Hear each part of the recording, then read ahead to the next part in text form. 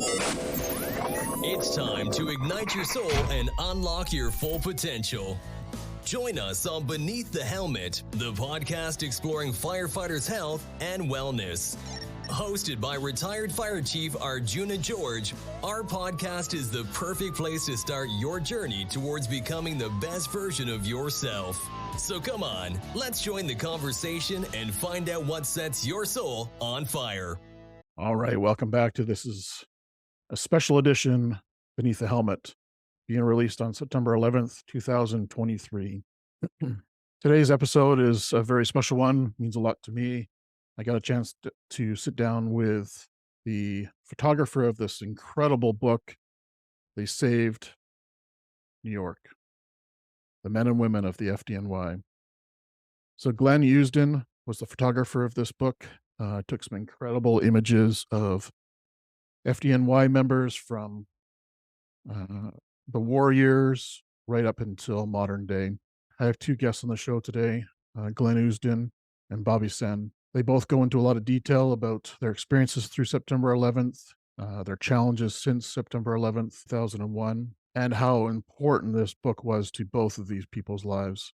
Glenn was a professional photographer, basically a family member of the FDNY, and documented decades of historic photos of the men and women of FDNY, as well as many fire scenes and historic moments through time. Bobby Senn was in one of the World Trade Centers during the collapse. He tells his story about the horrific day, how it impacted him, and how he's moving forward in life today.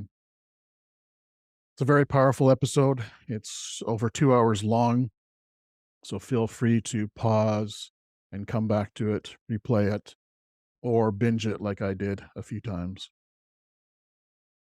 Once again, a very powerful episode, pretty incredible stories that are still very near and dear to my heart.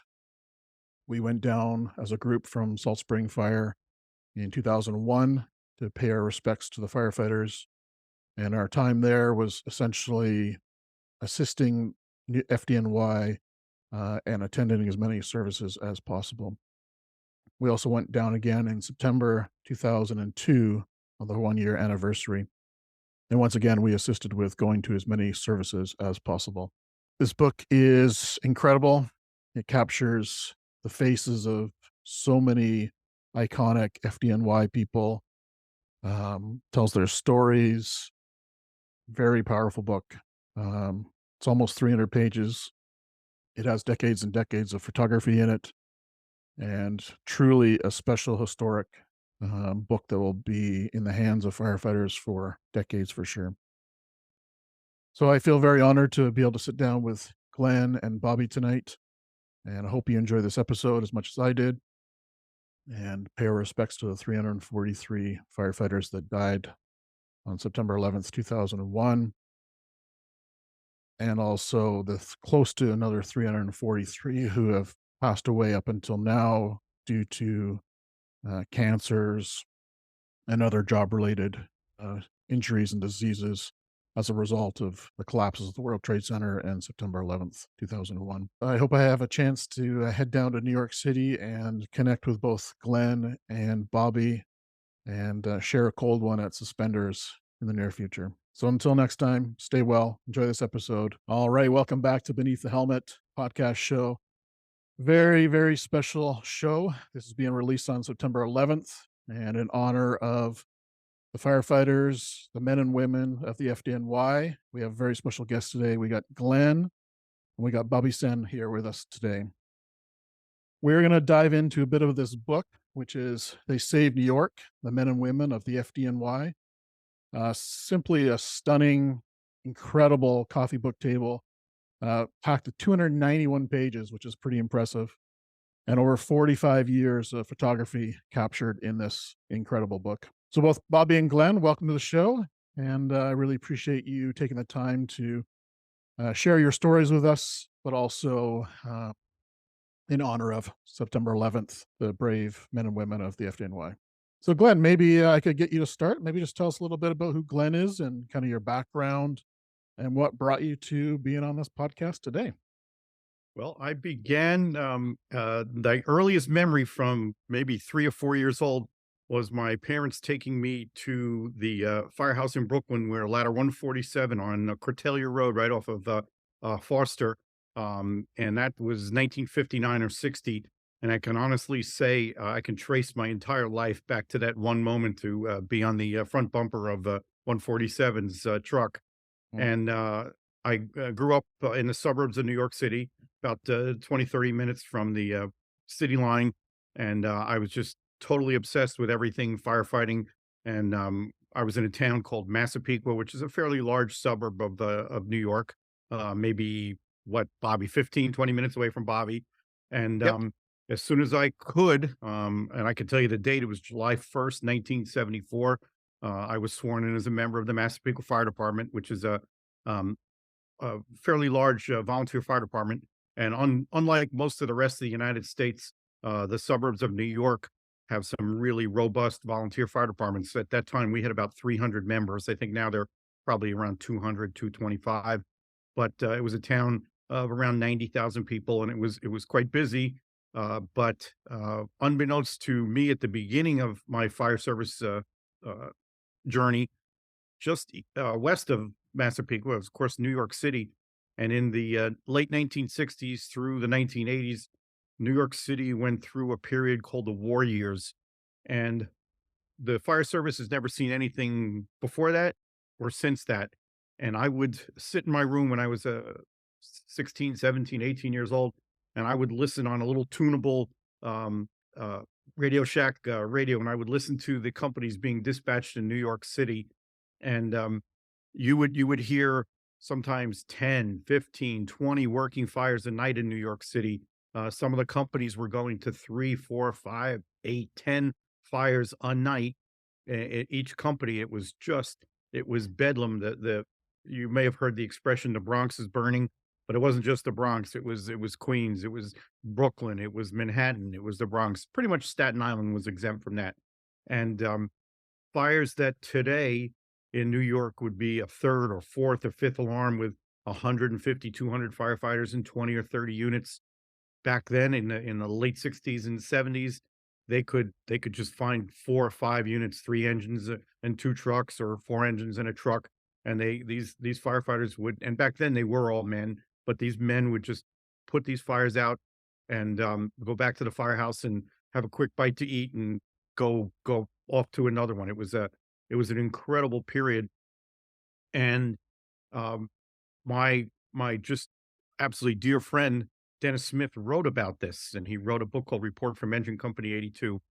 And I, along with millions of others around the world, actually, can remember the first moment that they dove into Dennis Smith's book. And I was sitting in my porch in Massapequa in my home. My parents gave it to me, and I was just hooked. And all I wanted to do at that point in life was to become a New York City firefighter. Unfortunately for me, I flubbed it and didn't get on, but I maintained an absolute love of FDNY, and had numerous friends in the volunteer fire department that were New York City firefighters, and I spent as much time as I could. Actually, the chief of my volunteer fire department was a chauffeur of a ladder 124, tower ladder 124. On the job, it's known as the Tonka truck in Bushwick. And back then in the '70s, the Bushwick was burning also. Bushwick was home to 2 and 3-story wood frame attached homes, and they were getting fires all the time. So I was the unofficial mascot of Ladder 124, and I was always there with my camera. And it was just it was just quite a time to be around the FDNY. And fast forward that to a number of years, I became the publisher of Fire Engineering magazine in the '80s. Did that for 6 or 7 years. And, I had all the time that I was spending, we call it buffing. I don't know if, what the term in Canada is, but the people who just go to fires and observe and take pictures. And I, along with sometimes 10, 20 others, would, sit, in the plaza across from, 82 and 31 in the South Bronx on Intervale Avenue, and we would wait for them to get a run, and then there'd be a parade of 5 or 6 cars, and we would follow them to the boxes. And sometimes it would be a job, sometimes it would be a 1092, a false alarm. But all those years that I did that, I never actually got to see Dennis Smith. Just either he wasn't working the nights I was there or the days I were there, but just that was Dennis Smith was like the holy grail. Well, when I became the publisher of fire engineering in the mid '80s, we were introduced at a trade show. And if you've ever met Dennis Smith, he's short little guy. I had him as this 6'4", towering icon, and he was a short little man, and you would meet him, and you would think he was a Wall Street broker or a writer, which of course he was, but you would not think that he was, a firefighter in one of the toughest companies in the history of firefighting. And the day we met, and I told him all the stories about how I used to hang out outside the firehouse, and he paused for a second, and he looked at me and he said, "Glenn, why didn't you just come inside?" I had no answer for him. I was so ashamed. He said, "You could have come in and we would have given you a cup of coffee and you could have, got a tour." And until I did this book, I never was inside the 82 and 31's firehouse. Mm, wow. So, the next thing that Dennis said with a gleam in his eyes, and he was the most proud Irishman in the world. And he said, "Well, Glenn," he goes, "we've got 110,000 subscribers and you only have 30,000." And I was like, "Thank you, Dennis." Um, but the friendship developed, and he eventually sold Firehouse Magazine, and we still stayed in touch. And he was extremely supportive of my photography, and he wrote a number of books. And I see on the shelf behind you, I as far as my biased opinion, I think his is the most credible and well researched history of what happened on September 11th. Report from Ground Zero. And maybe about 10 years ago, and again, we were in touch all the time. And about 10 years ago, he was telling me on a regular basis, "I went to this guy's funeral, I went to this guy's funeral, or this guy from '82 just died." And after hearing 8 or 10, and he was just incredibly sad going to these funerals. And I said, "Dennis," I said, "we need to capture these people. We need to grab these people and capture their stories and their likenesses." And I said, "What do you think about that?" And he said, "Wow, great idea." Within 15 minutes, I got an email from him of about 15 names and phone numbers, and said, "Here's the first group of people to approach." And I was very busy with my fire truck company. I own a company in the States here that buys and sells used fire trucks, and my kids, and I was just busy with life. And I didn't do anything to it. And then 3 years ago, after talking to Dennis again, we talked, if not weekly, every other week or so for years, and another 10 or 15 or more funerals of the guys he worked with. I said, "Dennis, it's time to do it." And he said, "Whatever you need, let's do it. We're in." Mm, And I just it was at that point, it was during COVID. It was pretty much the end of 2020. And I said, "We're gonna do it." And Dennis gave me an updated list of people. And in the spring of 2021, I started planning photo shoots. And there's a gentleman who's become one of my closest friends, and Bobby knows him well now, to also Dan Potter, who is a retired firefighter from FDNY, who also has an incredibly compelling story about 9/11. I'll give you the 30-second summary. He was off duty that day. He was about to attend a training class for promotion in the Staten Island when the towers were struck. He immediately turned around and drove from Staten Island and arrived at the site a few minutes before the first tower came down. His wife was working in the 85th floor of the first tower that was struck. The first plane hit about 20 feet over her head, a floor and a half above where she was. She remarkably got out right away. He was downstairs. He was on the ground when the towers came down. He dove under rigs and into stores, and just had again, remarkably that he wasn't killed. And they spent the rest of the day walking around the site, each not knowing if the other was alive. And finally, late in the afternoon, there was a very famous picture, and it's in the book, of Dan Potter sitting on a park bench. A photographer named Matt Moyer took this picture of him, and he's got his head in his hands, and he thought he was certain that his wife was gone. She's in barefoot, walking around the site, going up to every fireman that she could see. "Do you know where my husband is? Do you know where my husband?" And finally, late in the afternoon, somebody said, "Yeah, I know. I saw your husband. He's alive." and they through channels connected, and somebody said to her, "Just go to the Chinatown firehouse and wait there." And then somebody got a hold of Dan and sent him there, and they got together. And as you'll hear from Bobby's story, there was just it was um it was just amazing that people were next to each other and the guy next to you died and you lived, and it was just an unbelievable, um, event, and, for those of us who are from the New York area, and again, Bobby lived through it. I was, 2 hours away, though I spent about 3 weeks there, the following week through the end of, October, but this is an event that has just, um for the rest of the country, and Bobby and I were talking about this today. For us, this is our lives, our friends. I lost 32 people who I knew from the volunteer fire service or FDNY that day. Bobby probably lost more. I mean, it's just unspeakable what we saw, the tragedies, and for the rest of the country, it's 9/11. It's a bad day, but for anybody who was um, either there or associated with FDNY, it was just more than a bad day. So Dan Potter and I, we hooked up, and we said we're going to do the book. And I was in charge of taking the photographs. Dan wrote the biographies. We have 90 people in the book. 88 of them are or were New York City firefighters. Another person in the book is my friend Warren Fuchs, who was probably the most famous dispatcher in the history of the New York City Fire Department, and he dispatched in Brooklyn during the war years. And the last subject is a family friend of mine, Marion Fontana, and Marion's husband Dave was assigned to Squad 1 in Brooklyn, and that was September 11th was their wedding anniversary. And he had worked the night tour. He was getting off work at 9 a.m. She went to the firehouse to meet him, and they were going to spend the day celebrating their anniversary. And of course, just a few minutes before 9 a.m., the call came in, and he just said to her, "Hey, I got to run. I got to go," and he never came back. So that's she's the last subject in the profile in the book.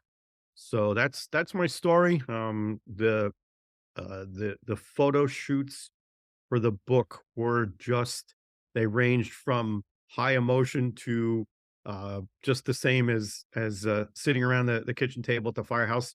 The photo shoot where I shot Bobby, we had Chief Tommy Richardson, who had just retired as the chief of department. We had our friend Michael Milner. We had another friend of mine, Connor McCaffrey, who's a young firefighter in Engine Company 54 in Manhattan. And the four of us, and Dan and myself and my assistant, and I had another friend, a battalion chief from here in Pennsylvania with me. And it was just one of the best days of my life. I wish we could have had a video of how fun it was to get together, and all that shared cathartic experience of everything. And it was just so that this book has been incredible, and it took 2 years to get done. I finished the last shoot in September of last year. I shot Lee Ielpi, who lost his son on 9/11, and Garrett Lingren, who's a rescue 3 firefighter from the Bronx. And that was the last shoot. And then Dan and I spent about 5 months wrapping it up, doing all the photos, putting the pictures together, the stories, getting it edited, and getting the book designed. And we finally got finished copies in August, and the rest is now the book is out there. So that's my story, and I'm sticking to it. Beautiful. And I need to say one more thing. Bobby and I had never met to that photo shoot, yet we just became fast friends on Facebook, and our political beliefs are about as 180 degrees as part as you can get. And if the man called me up at 2 o'clock in the morning and said, "Hey, I got a stomach ache, come bring me a cup of coffee," I'd get in a car, drive 200 miles, and give him a cup of coffee. So that's the bonds that I think there's just I don't want to cry, but there's just something special about everybody who's involved in that book, and I think we all kind of feel the same way. It was like one of those once in a lifetime project. People have asked me if I'm going to do a sequel, and my honest answer is I probably have another book in me, but I'm not going to do this again because you just can't repeat something like that. So Yeah, that's I my story. imagine. Yeah, I imagine it's a pretty emotional uh, journey writing this book. Right, there's a lot of people and a lot of emotion, a lot of lost lives, a lot of pain. Yeah, it can't be an easy book to craft, but on the flip side, very rewarding, I would assume at the same time.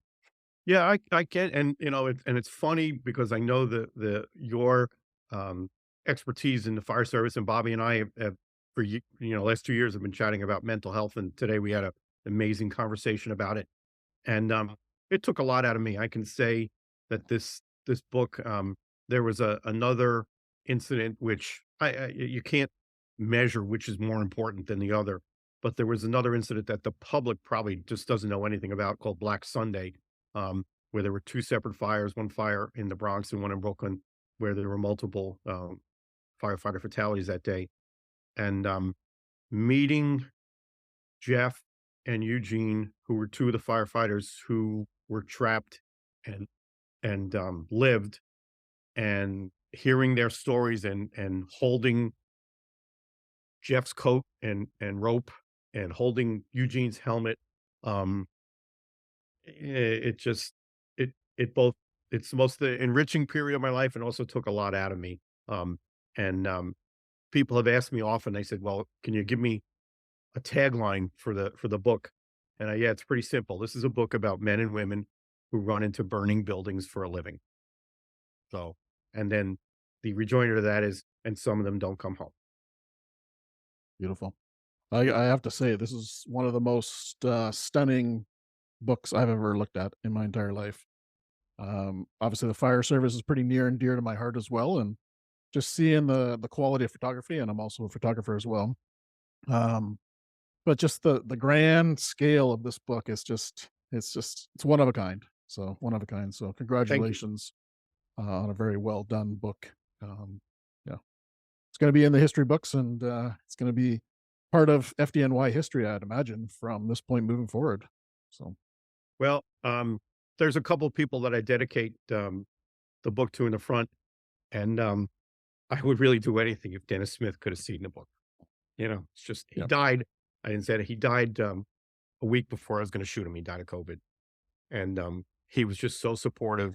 And he died. I mean, literally, I was going to Florida to shoot him, Lee, and Garrett, and he up and died.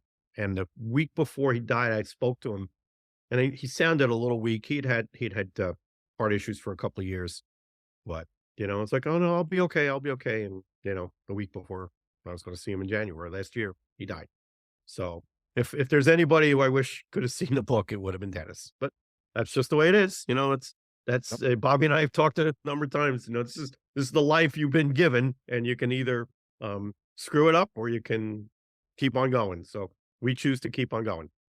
I'm sure he knows how much it means to you. So yeah, I loved how you tipped the hat to him, and just kind of the real story that was behind that in the book.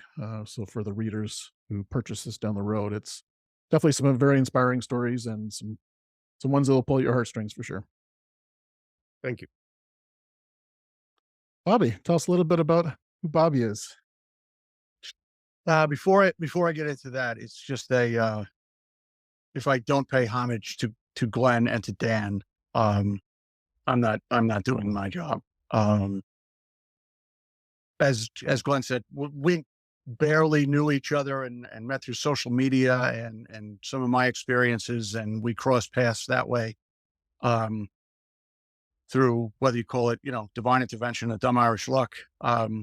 We crossed paths, and I'm, thankful for that. I did laugh, but the political thing, you know, it's the kitchen table in a firehouse is about as oddly opinionated in every different direction as you could imagine, as well as but the general public doesn't know. But um, you meet people, whether you're sitting at the kitchen table or how I met Glenn or how I met Dan. I mean, Dan and I are both on the job, but we never met each other through the job. It was afterwards.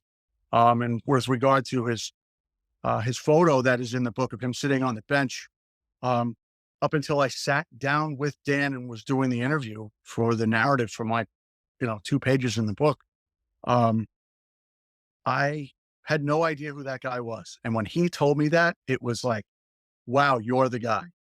Um, and most of us, I will say almost everybody on this job, you never want to be like the guy, identified that way. You just want to do your job, do your thing, and be respected by your coworkers and and by others and go home in one piece. But I have to say, the first thing I said, because I didn't proofread anything, I did my interview, did the photographs with Glenn, went home, never asked to see anything. I wanted it to be a surprise. And then the book finally showed up at the door, and I felt like a little kid on Christmas when I realized, when I saw who it was from, and I was standing at the door and I said, holy shit, it's here. And I just grabbed it, opened it up, and then I looked for my name, and then I'm looking. And then as I'm like looking for my name, I'm seeing literally the legends of the FDNY from back in the 60s forward, and immediately humbled to be included.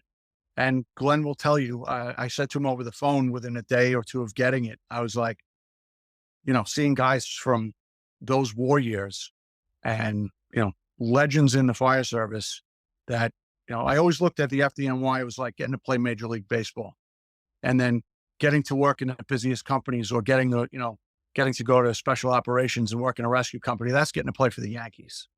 I always looked at it that way. And the first thing I said to Glenn was, man, I have no business being in this book.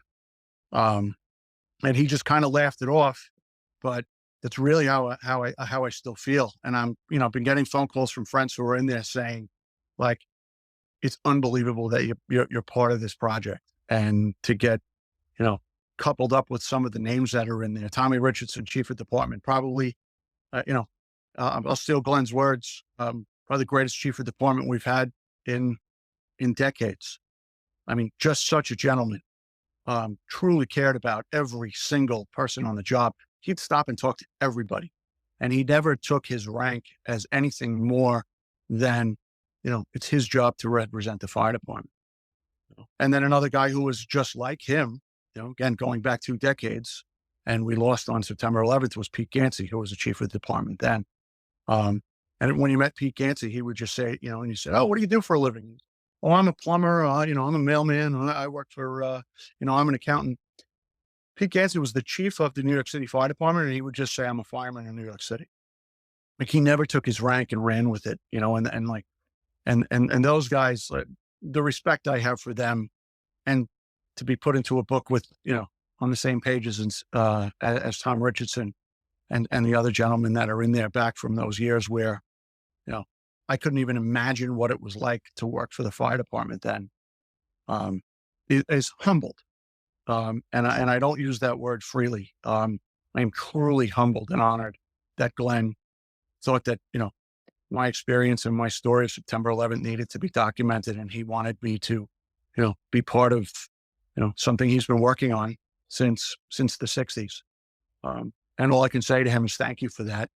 And I know he'll go, but because that's who he is. But he and Dan are probably 2 of the most grounded men I've ever met in my life. And no matter this book could sell 20 million copies, Glenn will always be Glenn. And my new exposure to Dan is, I just know Dan's just going to be that testament to the job, who's just going to go, yeah. And he has a great gift for writing, and to be able to paint some pictures for people. And again, it's a gift. So I needed to say that.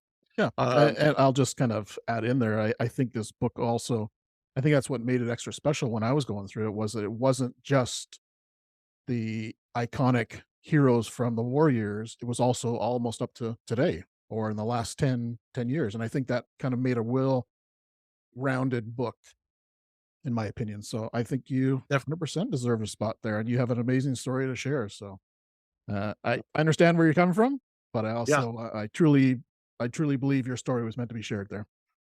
Well, thank you. And it's an honor to be, with you and, share airtime with Glenn tonight. Awesome. So my fire department journey started as the knucklehead little kid chasing fire trucks around the neighborhood.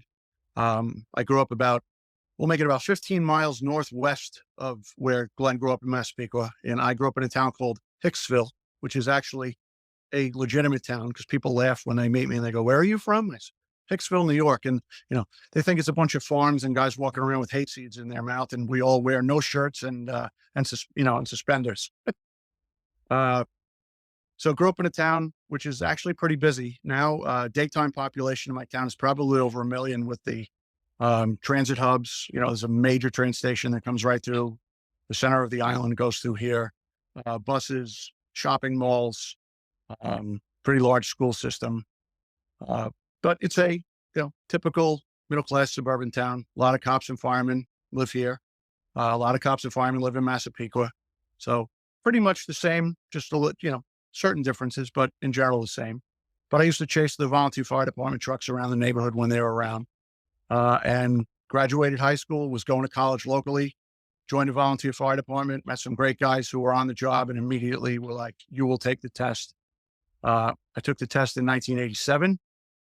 And then a couple of hiring freezes here and there later due to budgets and whatnot. Got my letter on December 23rd of 1993, great Christmas gift, and sworn in the second week of January of 1994. Assigned to probably the biggest firehouse in the city in terms of what goes on there. We're right around the block. I'm on Engine 207, Ladder 110. The 301 Battalion and the 11th Division is also in quarters with us. Nicknamed the House of Bells because of how they would dispatch us out. The house cumulatively adding everybody up, the divisions runs, the battalions runs, the engine and the truck, probably almost 10,000 runs a year for the house. But a little bit of everything in terms of our response area.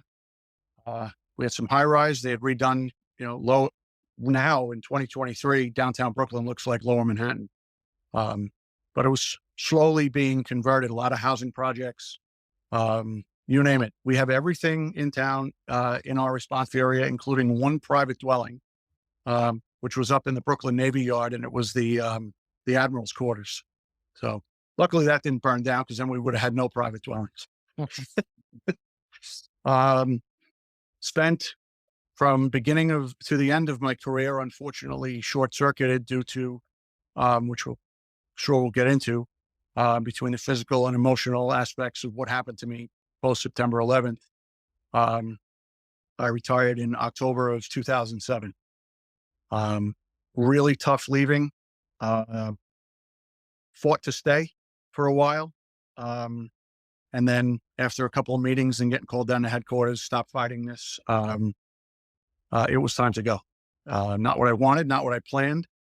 And it was really tough to get adjusted to, which again comes into the firefighter mental health thing, whether you're in the firehouse or out of it. But that really, really took a toll on me. It took me about 18 months to start to feel any level of normalcy again.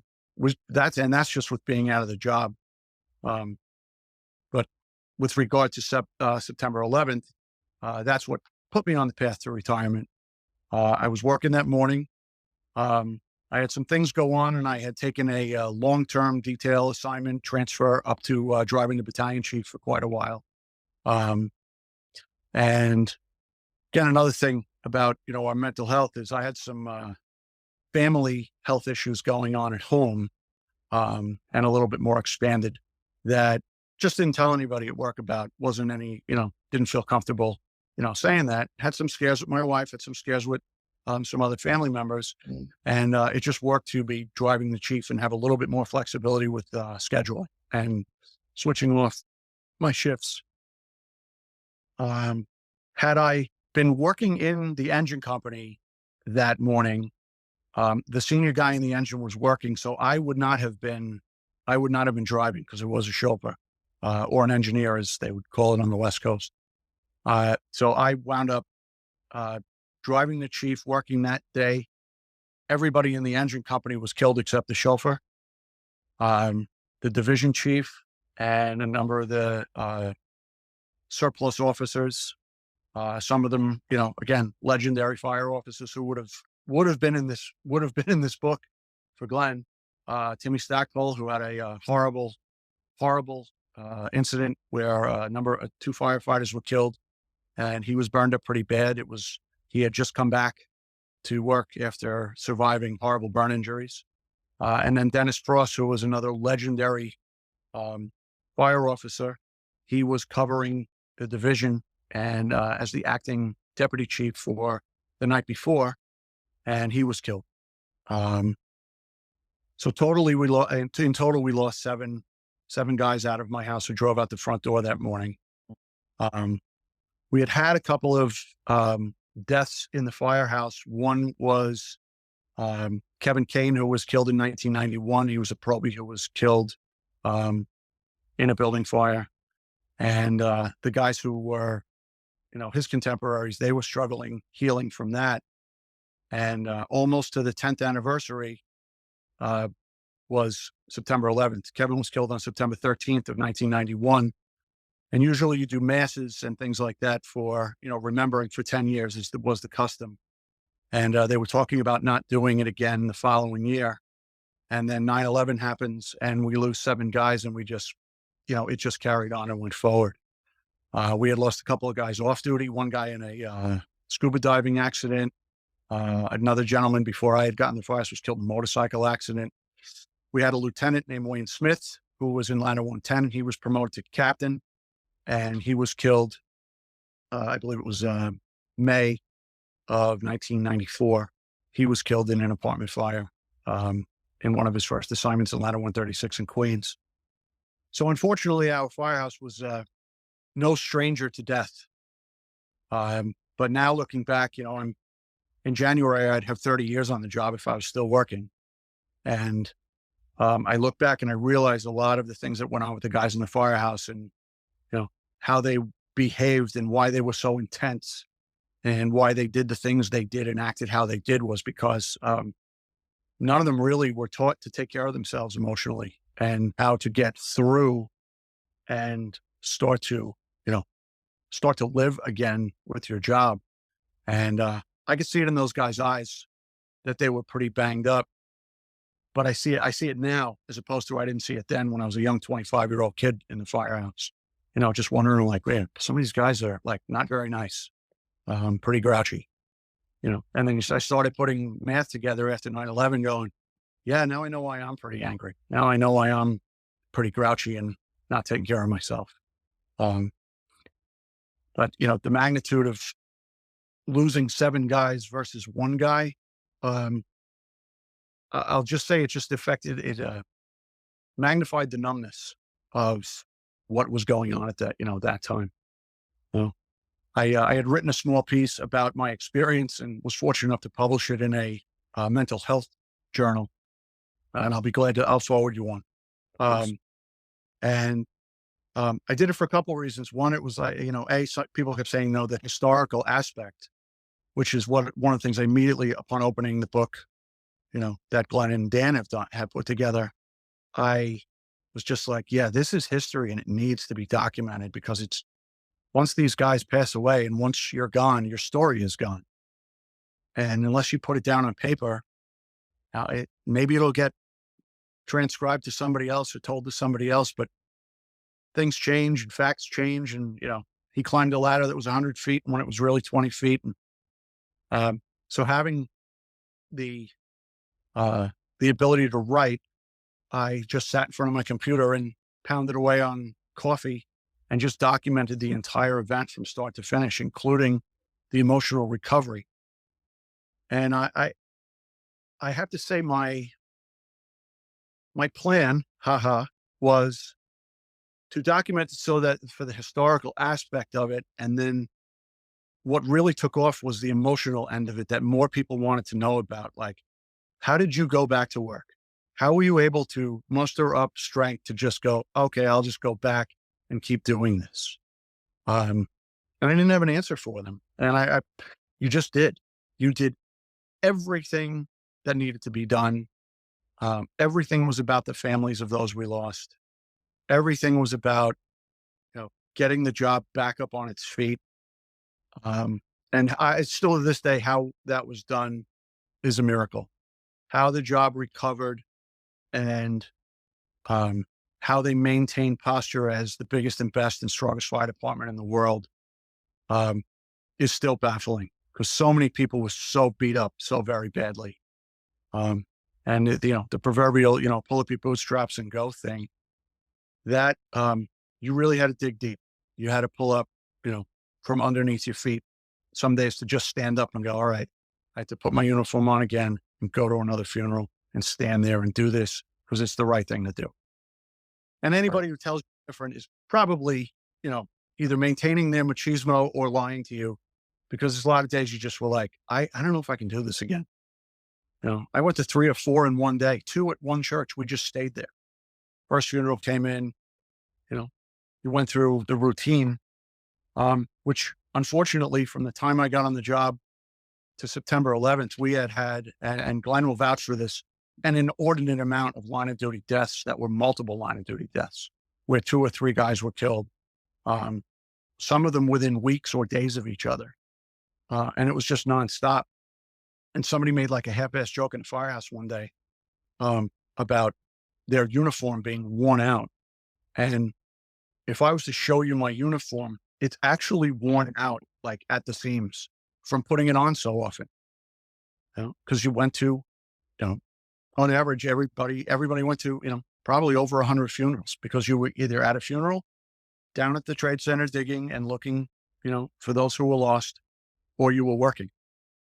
And the work schedule, because we were so shorthanded, you were doing 48-hour shifts and sometimes even longer, which was unheard of on our job and relatively impossible. And how we got through that period without losing other firefighters, just because the training routines were off, the in-house training and the fraternalization of like, know your job, know where to go, know what to do, know what tools to take.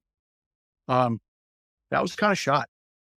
We lost, probably 2 full years of probies coming in that really didn't get the fair shake of the training that they deserved being in-house and learning the job. And how we didn't have somebody hurt or killed just from lack of experiences was, again, miracle, absolute miracle.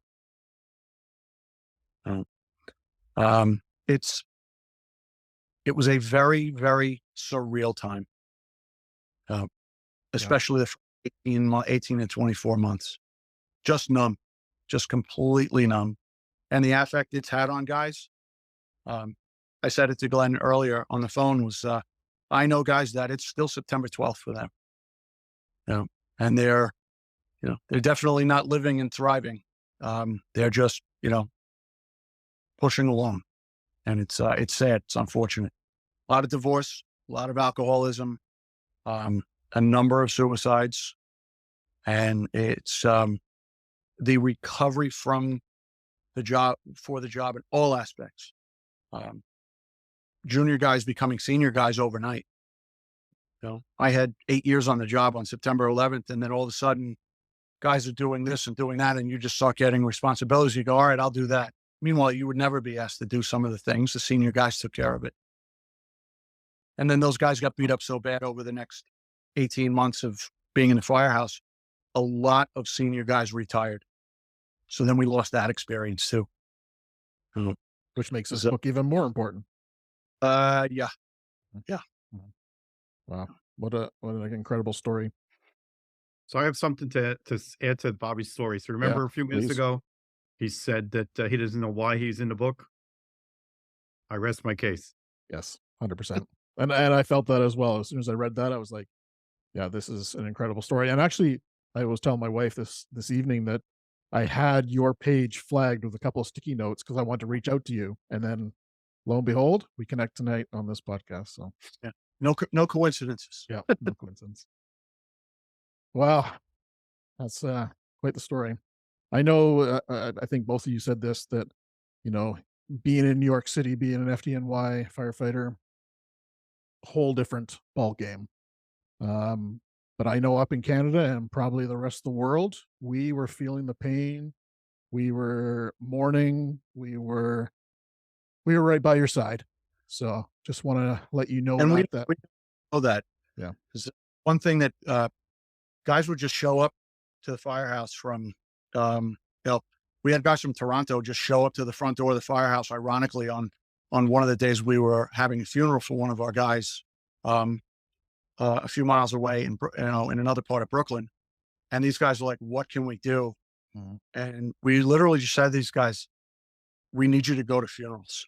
We need people to show up in uniform and represent, because everybody was either, as I said, working or in downtown or taking care of a family. Yeah. And if it wasn't for, and I say that, and I've, been fortunate to travel all over the country and speak about, and in parts of Canada as well, and speak to different agencies and groups and corporations about, the commitment that was made during and after that day, that if it wasn't for firefighters coming in from all over the country, it would have been a lot more difficult for us, because, you guys gave us a push just showing up and just putting your hand on our back, our shoulder, and going, hey, we feel you, brother. We get this. And that just made you stand up and go, all right, if these guys are here, I got to stand up. I can't sit here and feel bad for myself.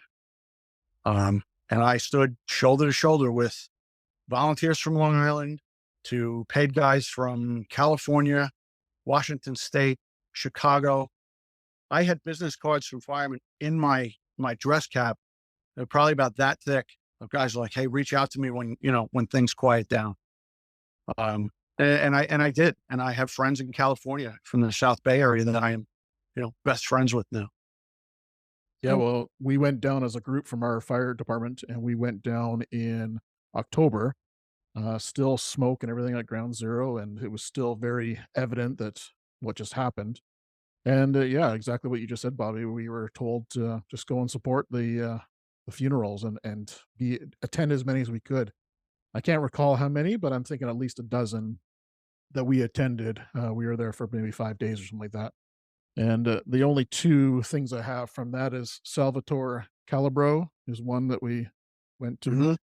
and also Robert Nagel, Yep. two firefighters that it's the only pamphlets I have from them. But yeah, that was our job, and that was so honoring to be in that position to be able to do that for you. Yeah. I was doing a class for at the fire academy in LA City.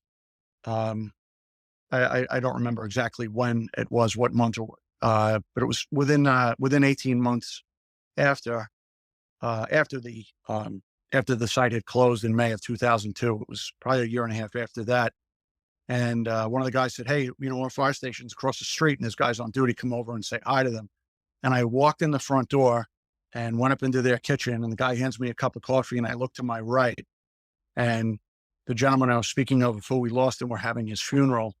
4 guys from that station were at our funeral for our guy, and I gave that guy's eulogy, and the guy goes, I remember you. I mean, so it was mind blowing. Yeah. Every firehouse I've gone into, there's a poster of all the guys who were lost, or some sort of tribute, on the rig. And I can be anywhere, and it puts a lump in my throat. And I see that because I guess, now it's 22 years later, Right. and, it's still being acknowledged. Mm-hmm. But as Glenn said, and it's a key thing, is the further you get away from New York, the more of a reminder it is when something comes up or the anniversary comes, and you go, oh yeah, September 11th, that was a terrible time. If Dan was on, he'd say the same thing as I'm about to say.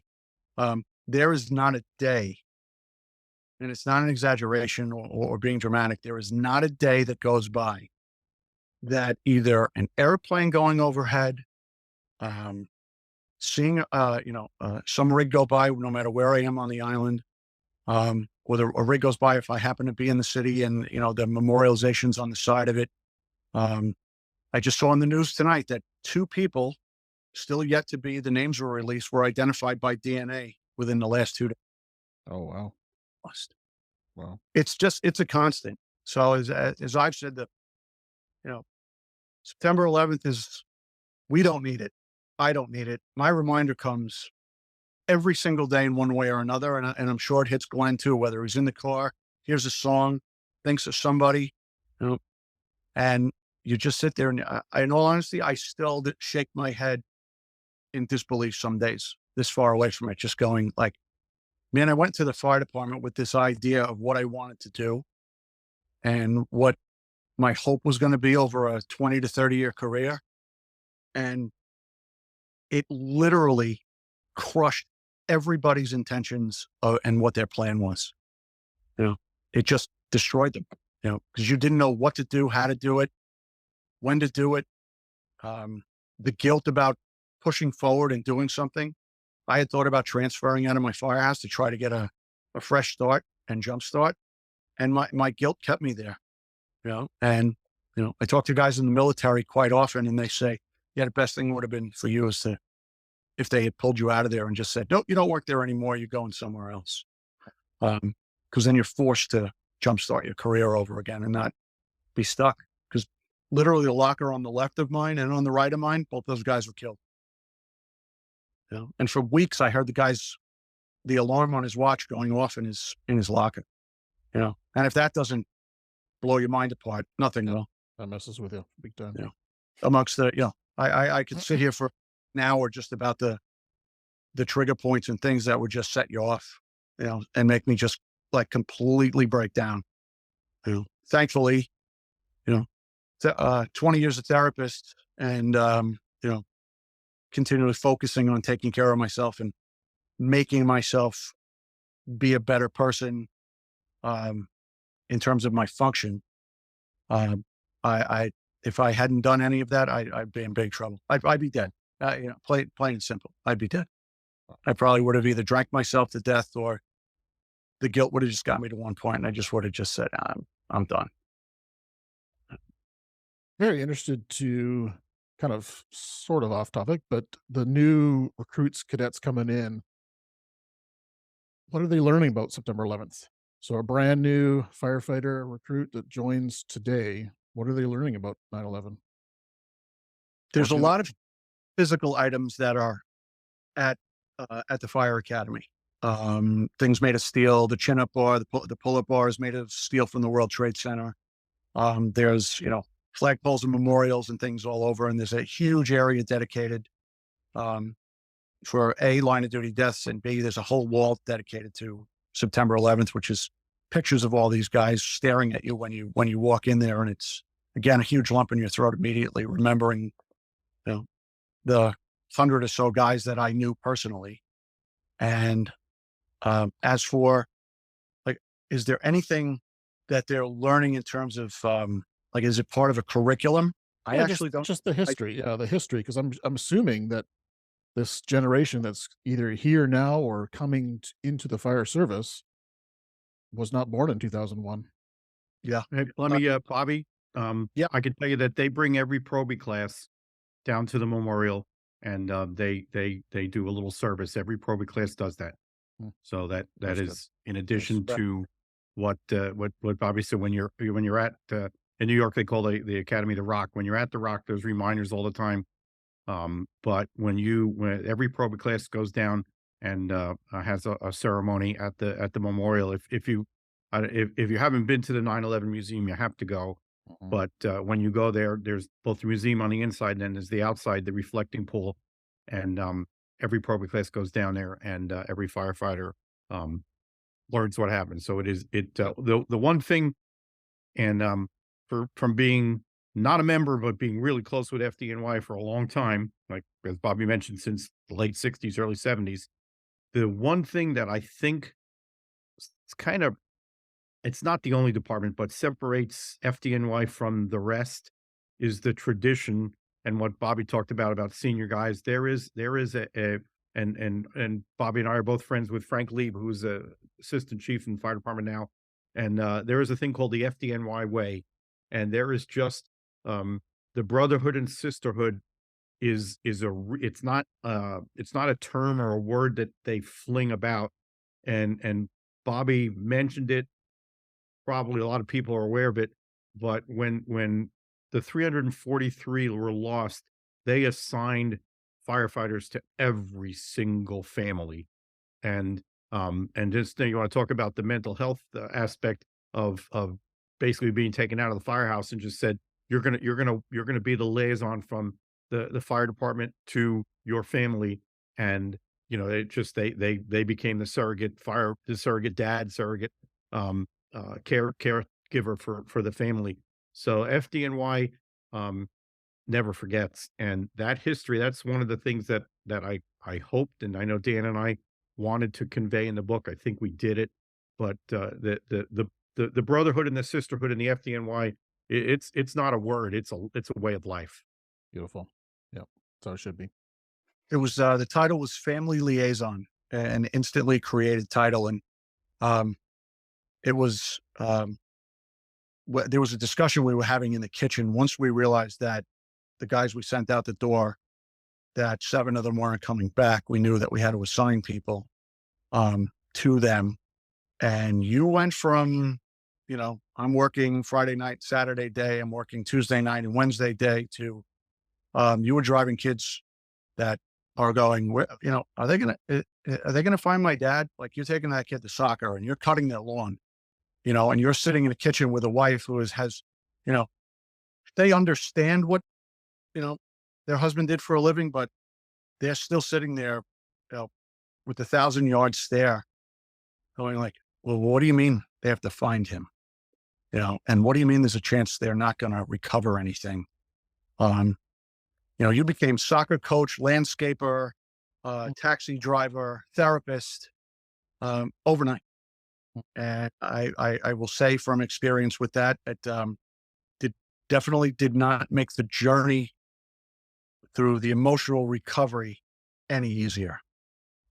If anything, that exacerbated the survivor guilt tenfold. Interesting. I had it from, I saw so many guys that morning, working that morning, who ultimately were killed, some of them standing right next to me. And then, you're left to tell their story. You're left to tell the last moments of their life or what they were doing. And, the why isn't this me thing? Why am I not 344? And there's no, bottom line is there's no answer to it, and that was a lot of hours in the therapist's chair, asking why. And I'll tell you right now, 22 years later, there is no answer as to why it just happened that way. Unfortunately, I had the blessing and the curse of standing next to Michael Judge, the department chaplain, during the collapse. And that man who has helped heal thousands of people and either join them in marriage, get them into recovery programs, help them with, issues they're having with their kids and their lives. And just a man dedicated to the personnel of the fire department, from the chief down to the new guy. And, that guy gets killed standing right next to me. And, the dumb Irish kid from Hicksville, Long Island gets to go home and he doesn't. That why was a huge why for a very long time. And I mean, I tracked down family and friends of his and other members of the clergy that were really tight with him. And I needed to learn a lot more about him and pick their brain as to, like, why am I here? And I will tell you, a lot of those clergy members, they gave me the riot act. Some of them, they said, Michael Judge will not rest until you're okay with the fact that you're still here, and that it was his go. That was a very difficult thing to swallow and come to justify as being okay. Well, I know when I watched that 9/11 documentary that those 2 French photographers did. I'm sure you're familiar with it. I'm actually in it. Okay. When I walked into the lobby, when I finally got into the building, and getting in the building was a task in itself, from the debris and people jumping. It was hell trying to get in there. And once you got inside, it was actually a little bit more calm and quiet. And the first person I locked eyes on was one of those brothers. And all I said to myself, like, in the back of my head was, man, this guy's going to have some film by the end of today. Not even thinking the magnitude of what was coming. But yeah, I was with Mike Judge for, quite a while, because I had gotten separated from everybody in my firehouse. And the chief of the command post, who was Chief Hayden at the time, he just looked at me and he was like, stay here till we find out where your guys went. I don't want guys roaming around, because it's getting worse. And, within minutes, it got a lot worse. Yeah, I remember watching Father Judge, and just that was the definitely pulling at your heartstrings watching that unfold with Father Judge. It just never met the guy, have no idea about him, but there's some connection with him that was pretty deep. So if he could have wore out the terrazzo floor in that lobby, he would have, because he maintained his position in that part of the lobby, and he just paced back and forth. He had his hands behind him, and he was, as I said, he was talking to his boss, Hmm. doing his thing. And as it says in the book, I did, for a brief moment, sit there and go, I should go ask this guy to, give me the once over, because this isn't good. This isn't good. I mean, I didn't forecast my own demise or any of that. It wasn't, but it was just a thing that hit me briefly going, I should probably ask, for one of those. And I started kind of walking near him. And he just kind of he looked at me, kind of gave me a little bit of a nod, had his lips in a very peculiar pursed way. And he just went back to, praying, as I said, talking to his boss. And it was a very, again, another piece of that's crystal clear in my mind. I always say, when people ask me about the day, I always say, I have this vivid ability in my brain that I still see all of it. And I wish I could unplug it and just give it to you to plug in, like some sort of video that you could watch. But wouldn't wish the fear and the horror and the terror that was going on in everybody's mind. I can imagine. But just for the function aspect. How did 9/11 and September 11th, 2001 affect both of you, your mental health and your well-being? Obviously, it dramatically affected it, but what were some of the things that you noticed in yourself that changed on that fateful day? I'll let Glenn speak first. Well, it just, I'm going to tell you a story that it was, and again, if you weren't in the New York area, it just didn't affect you. But the cell phone service in the New York metro area was just about completely wiped out because of both the towers had a lot of it, and also the unbelievable amount of traffic. And all of my friends that were on the job, the families couldn't call into the city from Long Island, and the people at the site that were at the 9/11 the World Trade Center couldn't call out to Long Island. But for some crazy odd technological reason, they could call me and I could call them in Brooklyn or Long Island. So I probably spent the vast majority of the evening relaying calls to people. Yeah, I did speak to this guy or spoke to this one. And unfortunately, one of the ones that I couldn't speak to because he died was my friend Dave Fontana, Marion's husband. And my brother, who was good friends with Dave and Marion, had said, "Can you, call and see if you can reach?" And no, we couldn't reach. But I was able to call people on Long Island, and they were able, and the guys who were working at the site were able to call me, and they couldn't connect in the New York area. So I was able to be a bridge to a number of people and say, yeah, I did get a hold of so and so, and they're okay, and they'll call you tomorrow. That kind of stuff never leaves you. No kidding. But just yeah, I count 32 people that I knew generally through the volunteer fire service that didn't come home. I was the fire chief here in Lancaster Township, Pennsylvania at the time, and my guys, it was just the afternoon, were constantly calling me like, "Hey, chief, we're gonna get some people together who are gonna go up there." And I said, "Oh no, you're not." And they're like, "No, no, no, we're gonna help." I said, "No, they didn't." When FDNY calls for Lancaster Township Fire to come, then we're going. Until that point, we're not. That's the last thing they need right now is thousands of people showing up. And there were a lot of people who showed up that essentially self-dispatched, and most of them ended up doing good things. But just yesterday, we were talking. I was with Chief Richardson, Tommy Richardson, and he was talking that the next morning it was an amazing scene, and he didn't know what it was going to be like.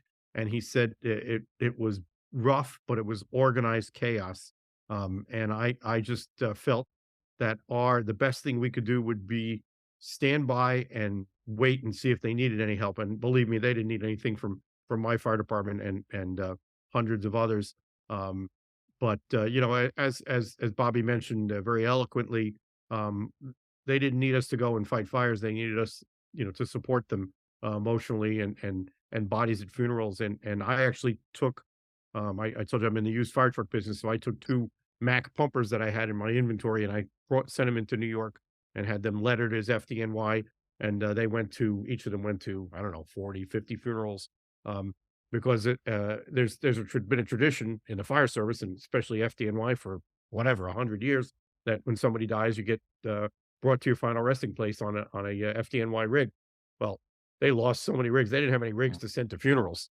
So I took two of my pumpers and made them look like FDNY, and I took the hose beds out and turned them into caisson vehicles, and I just handed them over to people on a job and just said, take them to funerals.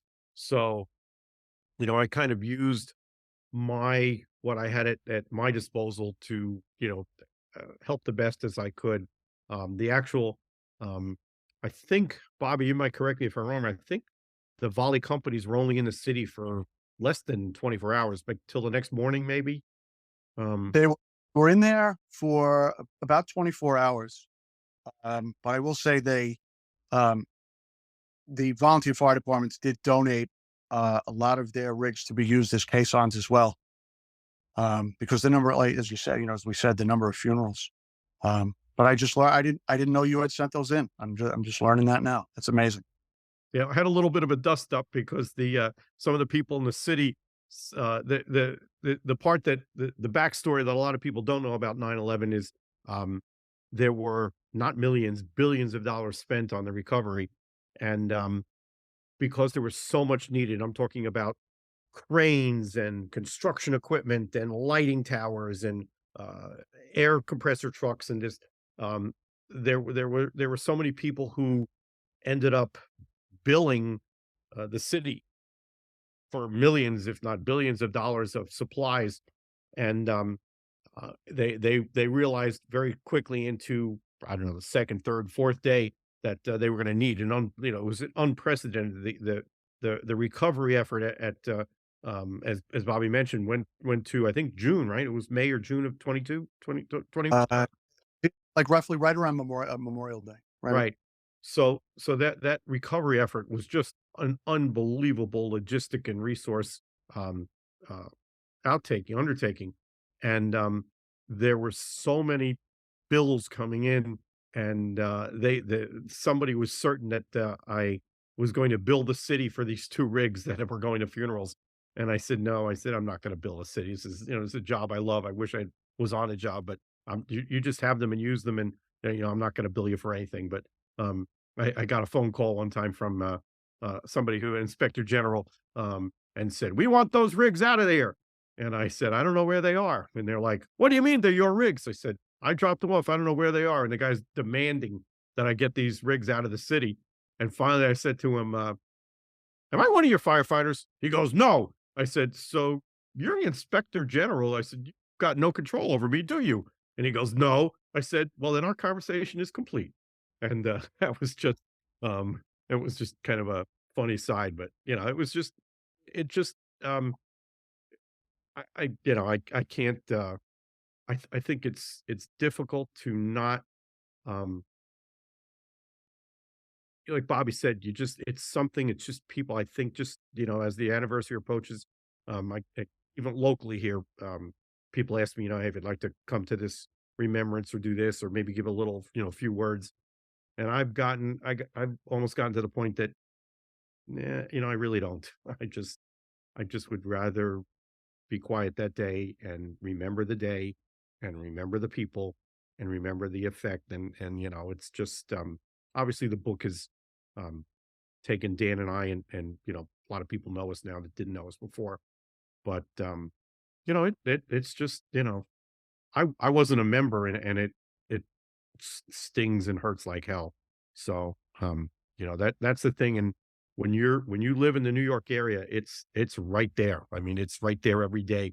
You drive. I was up in New York yesterday doing newspaper interview on the book. And every town you go through, there's a street, there's a plaza named after somebody. It's there. It's there all the time. I'm obviously I'm in FDNY firehouses all the time now, and just about every quarters has a something on the wall for who was working that day. That the board that you put in, what the riding positions are, and all those from 9/11 are all behind glass, and that the helmets or the coats of the people who were lost that day. So it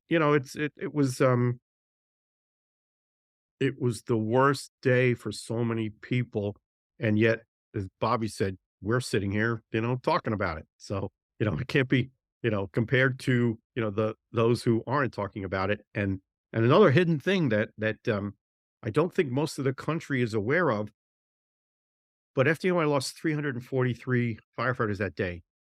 We're within, Bobby, what, one or two from that of losing since 9/11 for the 9/11 cancers. Very So, close. yep. I mean, so you take 343 that were killed in minutes, and then you got 340, I think, or 340 now, something like that. It was within one or two. Yeah, every time I get a number in my head, my phone will say that somebody else was, Right. It's almost one or two a week. Some weeks that this one died from renal cancer, or this one died from prostate cancer, or this one, died from emphysema or whatever. And they're FDN, they're 9/11 cancer losses. And I think one of the things, and just a really tough period, that maybe Bobby can expand on, but the the the fire service in New York had to fight. And I'm not talking like lightly. I'm talking they've had to fight the fire and police service for the Zadroga bill. Comedian Jon Stewart, this guy who doesn't know a fireman a thing, basically shamed Congress into passing it and then extending it. And to this day, right now there's something called the Family Transport Foundation that has a fleet of SUVs that are running around the New York metro area every damn day, taking people to their chemotherapy treatments, to their surgeries, moving their wives and kids around.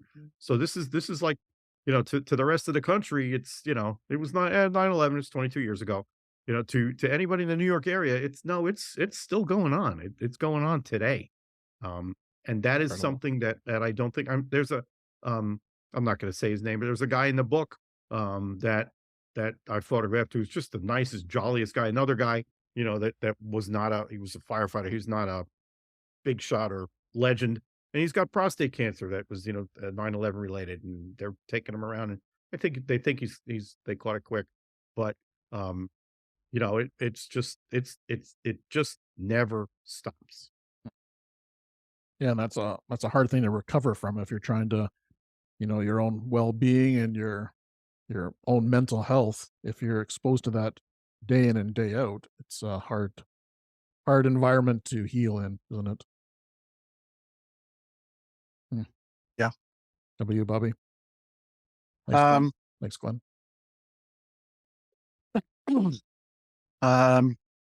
yeah, I just asked the question again because I got so caught up in what Glenn was saying. Yeah. Just want to make sure I answer you properly.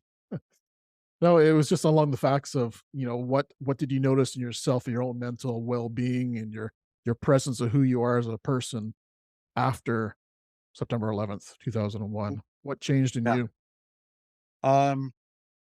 I would say first and foremost, my mortality. And there's like constantly, like I can't go to a wedding, a funeral, christening, big family gathering, or some sort of event where I'm not for at least 30 seconds standing there going, wow, odds should be saying I shouldn't be here for this. I should be dead. So it's one of those things, like you always made a concerted effort to show up for everything being in the fire department. I make it like even double effort now. Like if somebody's having a gathering or something, I'm like, yeah, I got to show up, because you just don't, and people say it all the time. Oh, you don't know when your last day is going to be. I knew what my last day was. And for some reason, I was allowed to stay, um, because I should be dead. Where I was in the grand scheme of that and being, in both buildings collapsing, um, and then miraculously finding a path out with it, some other guys, and then realizing who was dead that was standing like literally right next to us. Um, that's a big mortality tickler.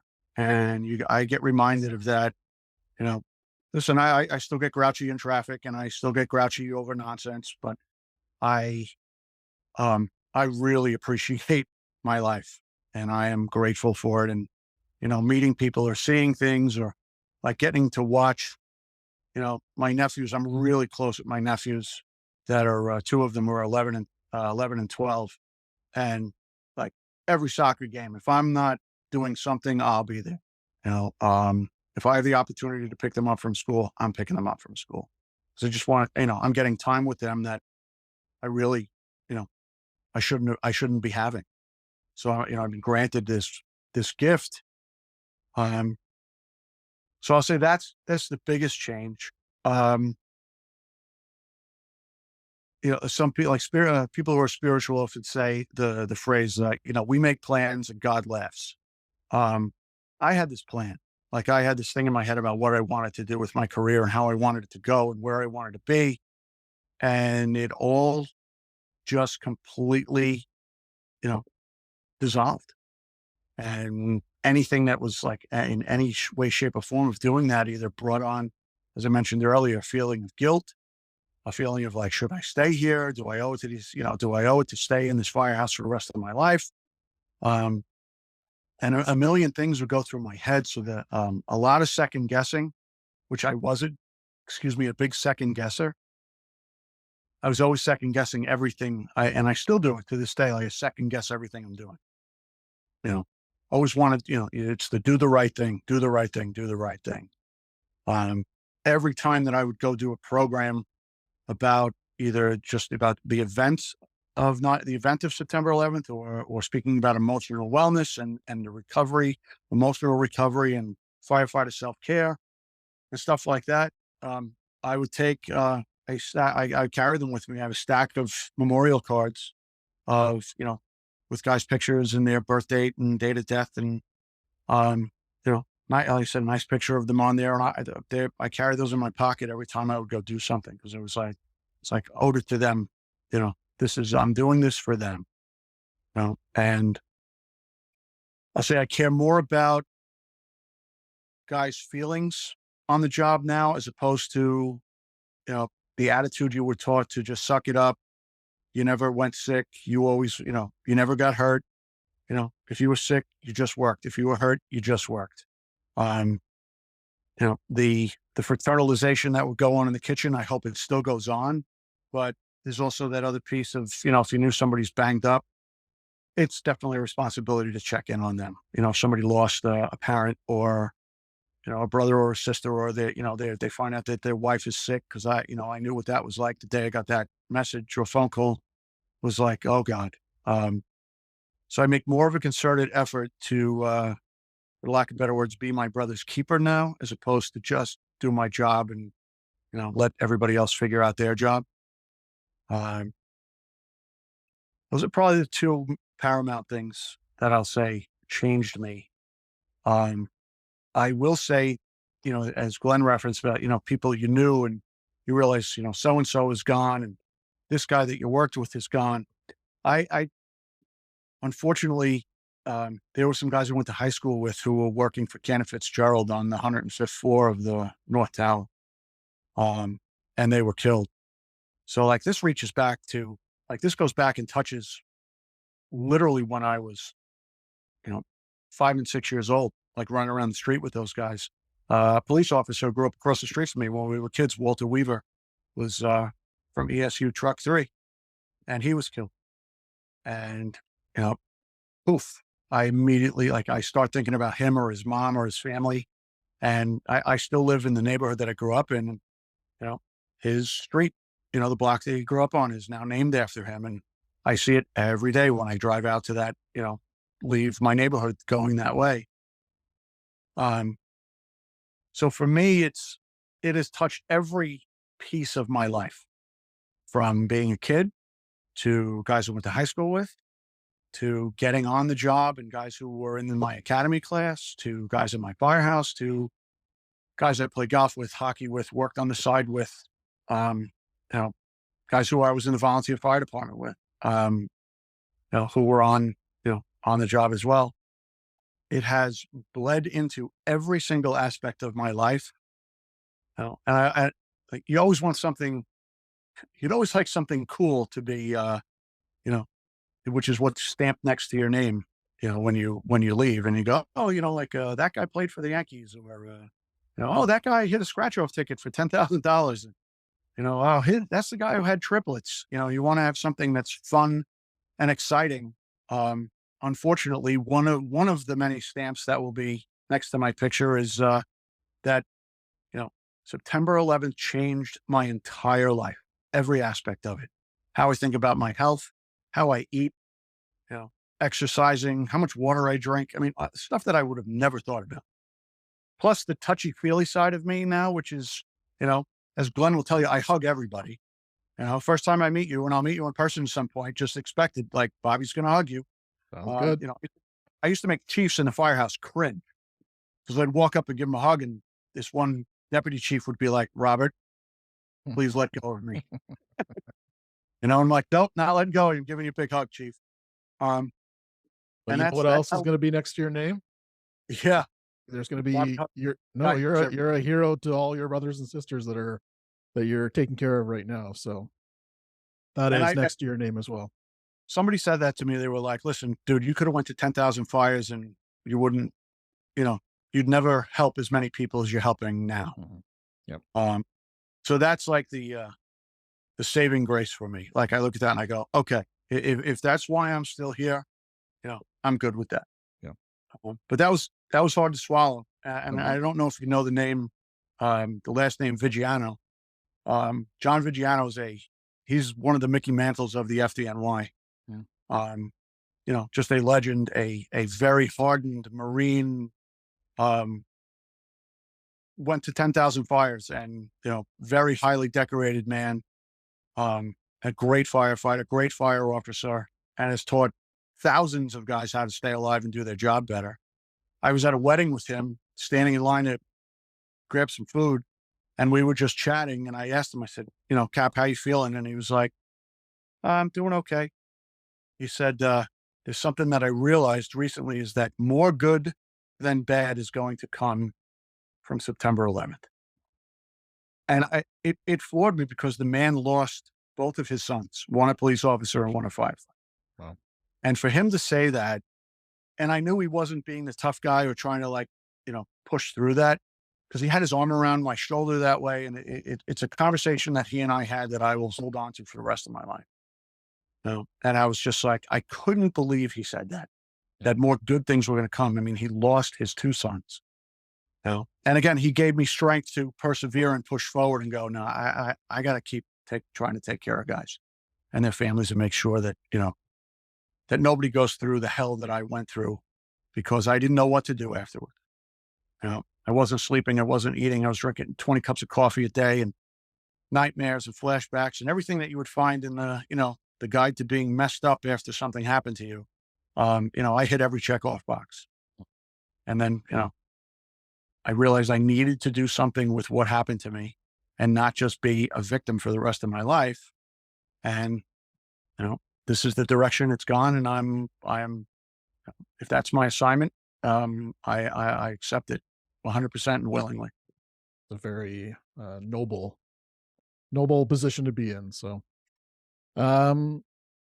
very curious about how the FDNY is in their mental health right now. Has it been a lot of change since September 11th, 2001?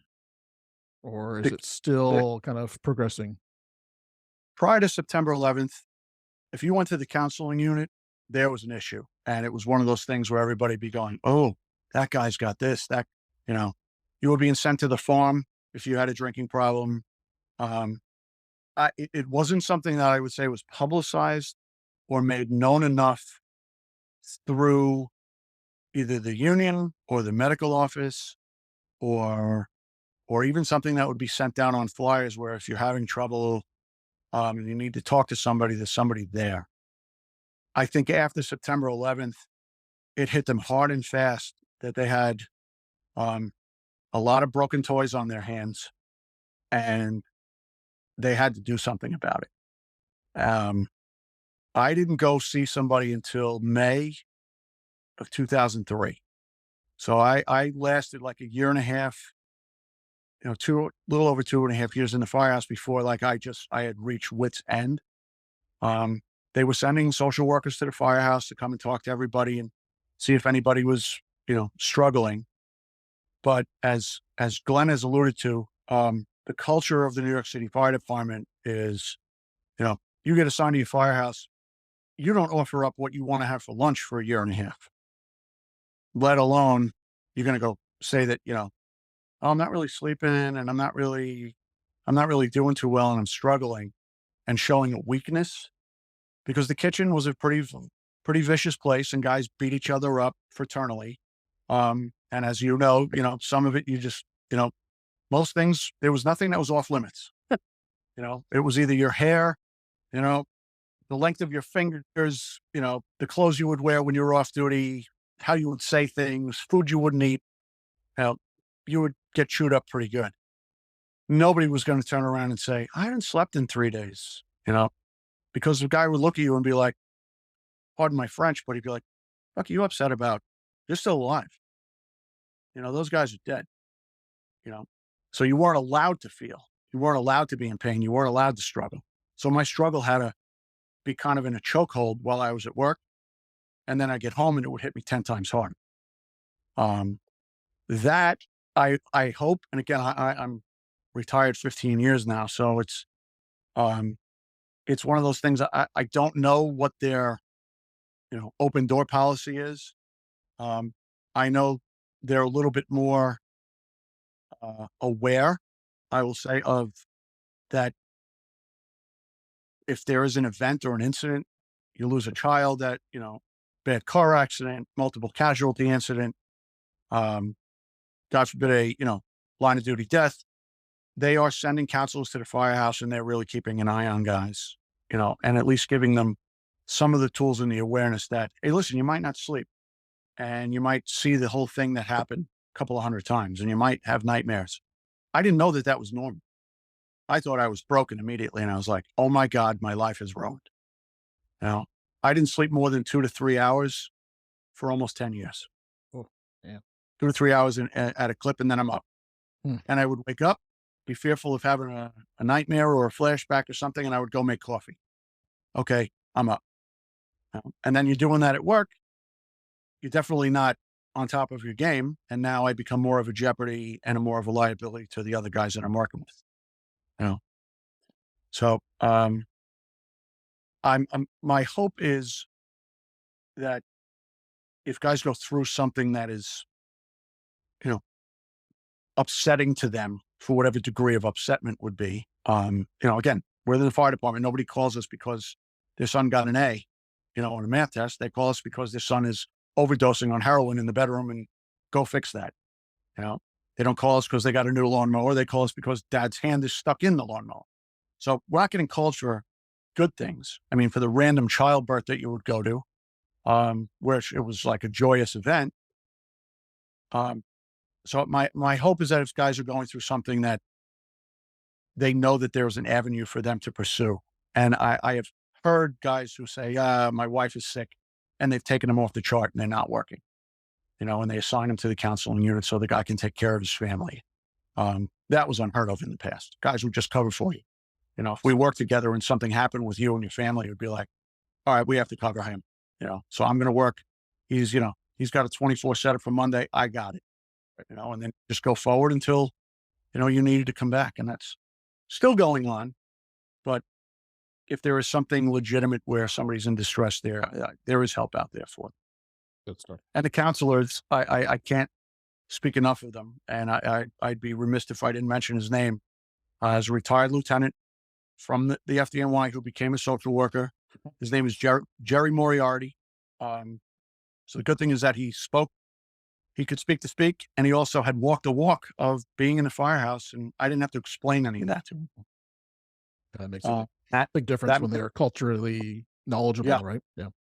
100%. Mhm. That man saved my life. Mm. Besides my wife and my family, really embracing me, Jerry Moriarty saved my life because he taught me that it was okay to be broken and that it was also okay to heal. And that man has saved hundreds of firemen's lives. Well, I'm sure Glenn and I can speak for Glenn. We're both very happy you are here with us. Yep. Yep. Another day on the green side of the grass. It's a good day. Got it. Well, since you guys are in a different time zone than me, you're probably starting to get a little tired, so I don't want to take you too into your bedtime. But Glenn, I'd love to hear one big message that you want my listeners of Beneath the Helmet to hear from you, a message from you, maybe from the book or whatever, or personally, that you'd like to leave our listeners with. I'm going to tell you a story of somebody who's in the book, and it's my friend John Berner. And he was a volunteer firefighter with me in Massapequa Fire Department. He got on the job, and 2001 was a rough year for the FDNY, and not just because of 9/11.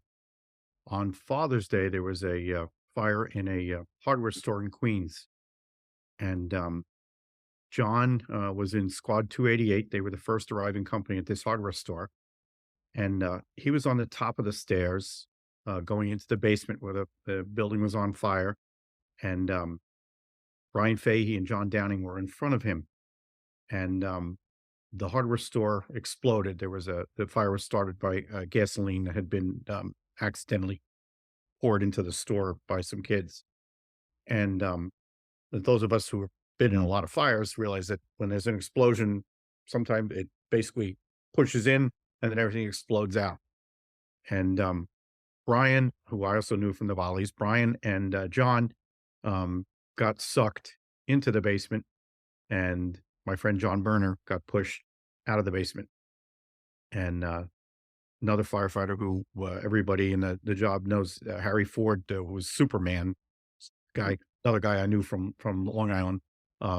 He got killed when he got buried when the facade collapsed, and Brian and John were trapped in the basement. And John Berner, my friend, got pushed up, and he was literally on the stairs. The other two guys, particularly Brian, was right in front of him. And that's, when I hear Bobby tell the story about people that you're standing next to, and that's how random life can be. And the explosion pushed John out and Dennis out, and John and Brian got pushed into the basement, and the basement collapsed, and they died. And it's that what I think with this project, what I wanted to do, and there's been, I don't know, Bobby, maybe you can back me up, hundreds books about the FDNY over the years. But Yeah. what Dan and I wanted to do with this book was to go not tell stories of big fires and not tell stories about fire trucks. And I sell fire trucks, so I love frigs. But we wanted to get inside a little bit everybody's head. We wanted to do a book for anybody who wants to be a firefighter, who is a firefighter, who admires firefighters, to learn and get an inside view of what makes these men and women tick, and their personal stories. What was their motivation to become a firefighter? What their life as a firefighter is like, and really give both visually and through Dan's words a sense of their self. And I can tell you that since the book came out, the actual printed copies have been out for 2 or 3 weeks. I'm getting 7 or 10 love letters a day, and it's been overwhelming, to the thanks and the kind words that my new buddy Bobby and hundreds of others are saying about, my father was on the job and you captured what he went through, or you wrote my story so well. So it is. I knew it was going to be a good book. I just didn't know that it was going to emotionally hit all the check marks and the response that it is. So I'm honored, beyond compare. I've been taking pictures since 1972, and I know that I'll never take another picture in my life that is good as the 90 people that I photographed for this book. So, the thank you that I have is for these wonderful men and women that participated in the project and the friends that I've made. And Bobby's just one of, hundreds of people that, I've been introduced to and met, and just are proud to tell their stories. So that's it. That's where I'm at today. Beautiful. And I think just going back to your story about the Father's Day fire, just once again, an example of how precious life is, right? So kind of going back to how Bobby feels about every day as well. So And yeah, I knew thank you, two of Con. those guys pretty well. I knew Harry and Brian pretty well. And again, two outstanding men in their field. I mean, Harry, as said, his nickname was Superman. Um, a wealth of experience and knowledge. And as he was there, you just knew, like, all right, we got, the A team is here. And the vulnerability that was exposed for that fire. Somebody said it, not me, was that, like, the Father's Day fire, because of the guys who were killed, was like the cocktail hour for 9/11, of looking, the magnitude of talent, and skill set that guys had. Losing those two guys just immediately opened up everybody's vulnerability to, wow, if those guys can get killed, none of us are safe from ever being in threat of dying in this business.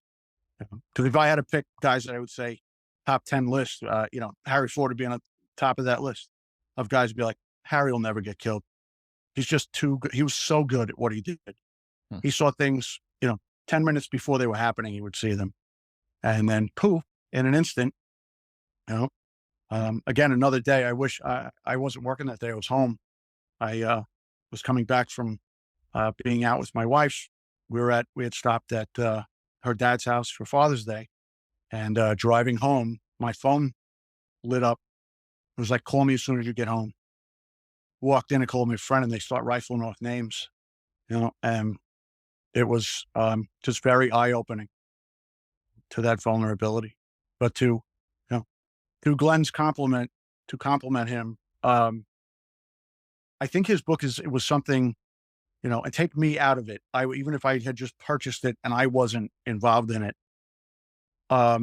it's something that every fireman will read, or anybody associated with the fire service, even kids, which is one thing I have found, like wives and kids came up when I do programs about how we think and how we function and why our brains do what they do. As firefighters, I am always drawn in by the wives coming up to me saying, I've been married to my husband for 25 years, and I now understand him because of how you explained it. And Glenn's narrative, and somebody else said it the other day, is Glenn was able to make a couple of really ugly guys look pretty good in the book.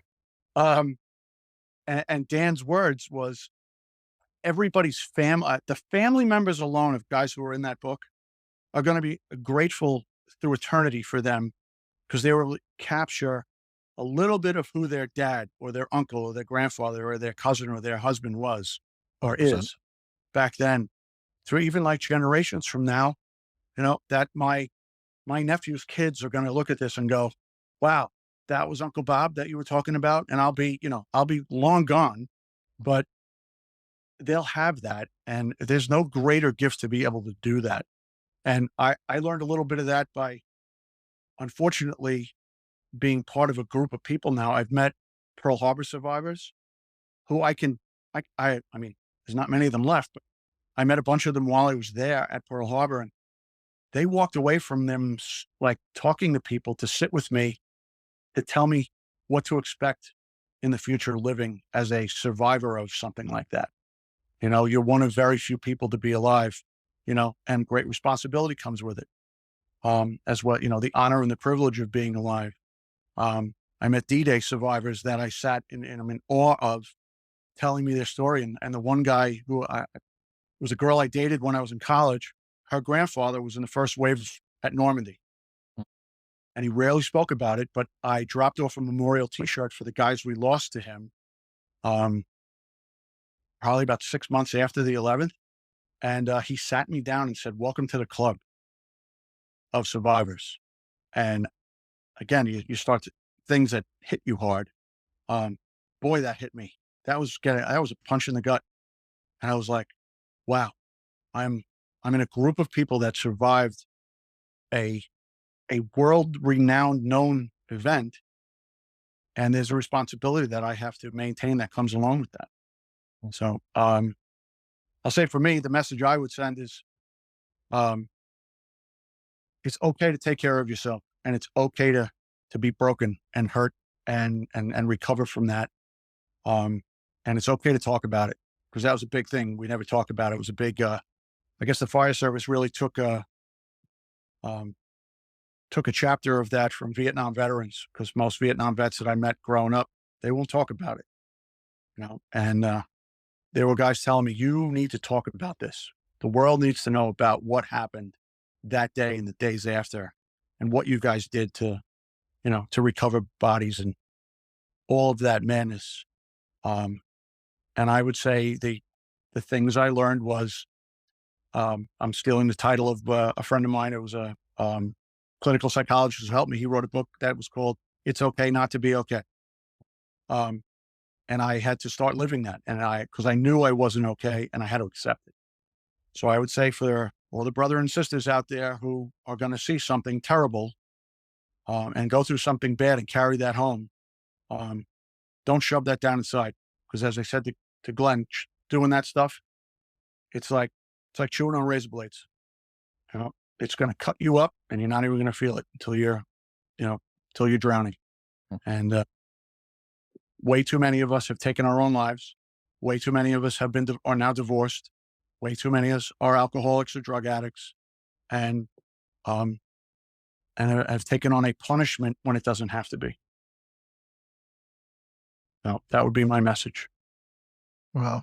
What a powerful episode this has been. Gentlemen, I beyond honored to sit with both of you and to have a copy of this book in my hands that truly, I truly feel that I've followed the events from September 11th, and I've, went down there twice and really felt like I kind of knew what was going on, but my eyes have been opened dramatically since, reading this book, but also connecting with both of you tonight. Just how prevalent it is today. And it's not old news. It's not something that happened 22 years ago. It's still happening to the survivors and everyone who's living in the city itself as well. So just really appreciate your commitment to spreading the message and sharing your time with us tonight. How can people get a hold of this incredible book? You can go to our website, which is www.theysavedny.com, or you could also order it on Amazon. So order it directly from us at www.theysavedny.com, or click on Amazon and buy it there. Just look it up in the search bar.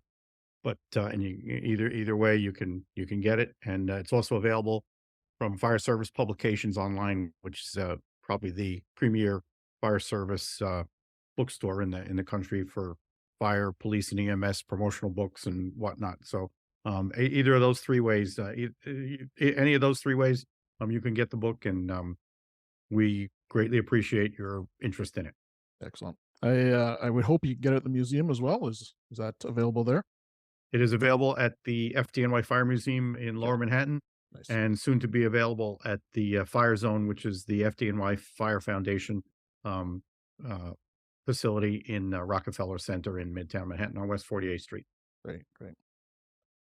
Well, I hope I make it down to the Big Apple soon, and maybe we can have a beer at Suspenders and hug you, Bobby. Give you a Say big when. hug. Sounds Yeah, good. say when. Say when we'll be there. Sounds good. You don't need an excuse from us to say hello. But Ken, usually what happens when in the past, when I'm either speaking in person or, doing something like this, I have kind of scratched some of the wounds that some of us suffer. And I'm offering my email address up. So it's Bobby S. FDNY @gmail.com. It's Bobby S. FDNY@gmail.com. If you're hurting or banged up and you just need a little guidance on, a direction to go in to start taking a little bit better care of yourself, and, either pointing you towards some sort of therapist or just validating that it's okay how you're feeling, I welcome the email. So Fantastic. don't yeah. And Bobby, you're doing speaking and presentations. Is there somewhere Yep. where they can find out more about that? Or I'd be honest with you, 99% of it's been word of mouth. And it's been like a lot of fire departments, police departments. I've had the fortune of spending some time with a bunch of Navy SEALs, some retired military guys, a lot of narcotics officers who have gone through, some crazy busts and whatnot, and events like that. So, but if there's an event, somebody's putting something together, again, same email address. If scheduling works out and, the logistics come together, that's kind of how we do it. I don't have a website up or anything like that. So just kind of take it as it comes. sounds good. Any final parting words, gentlemen? Just thank you very much. And Glenn, I love you, brother. Love it. Same here, my friend. Like I said, it's an honor. And I think the most parting word that I have is the ability to tell other people's stories has been the honor of my life. And Dan and I are just blown away by the response. And truly, this isn't about us. This is about them. And we're just the vessel to the media to do this story. So it's just been an honor to tell other people's stories. And these are amazing stories. And we thank everybody who has either been in the book or has purchased the book. But from the time I was 3 or 4, I knew that firefighters were the most special people in the world. And after 49 years in the service, nothing has changed my belief that we are the best people in the world. And, I said to tell everybody's story has been great. So thank you. Fantastic. Well, gentlemen, like you just said, Glenn, it's an honor. It's an honor for me to connect with both of you tonight. So thank you both. And thanks for our listeners. This was a longer episode, but very compelling stories and emotions shared. So until next time, stay well. Thank you.